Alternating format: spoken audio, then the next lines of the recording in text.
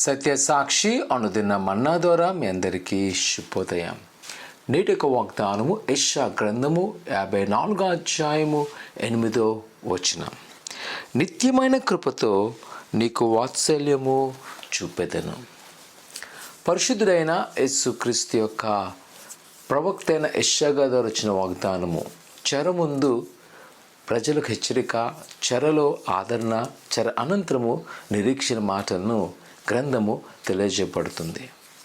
ముఖ్యంగా ఈ యొక్క ఆదరణ సమయంలో అనంటున్న మాట, నా కృప మిమ్మల్ని విడిచిపోలేదు, నిత్యమైన కృపతో ఎల్లప్పుడూ నేను వాత్సల్యం, అనగా నేను మిమ్మల్ని క్షమిస్తున్నాను, మిమ్మల్ని ప్రేమిస్తున్నాను.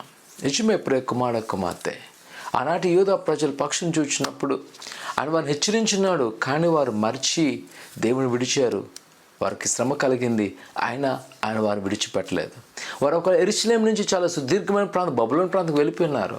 కానీ అక్కడ కూడా మనం చూస్తాము, దానియేలును, షద్రకు, మేషకు, అబేద్నెగో వారు ప్రార్థన చేస్తే ఆయన వారికి తోడి ఉండడం.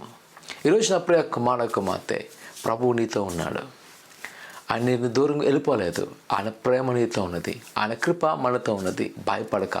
ఈ నూతన సంవత్సరంలో ఒకవేళ నీతో ఉన్నవారు ఉండొచ్చు, లేకపోవచ్చు. నిన్ను ప్రేమించిన వారు నీతో స్నేహంగా ఉండొచ్చు, లేకపోవచ్చు. కానీ నజరేయుడైన యేసుక్రీస్తు మనతో ఉన్నాడు.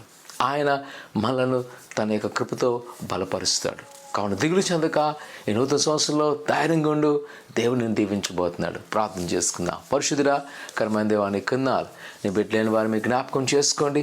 నీ దీవెన, నీ ఆశ నింపండి. వారికున్న కొదువ, వారికున్న ఆటంకాలు యేసు నామమున తొలగించండి.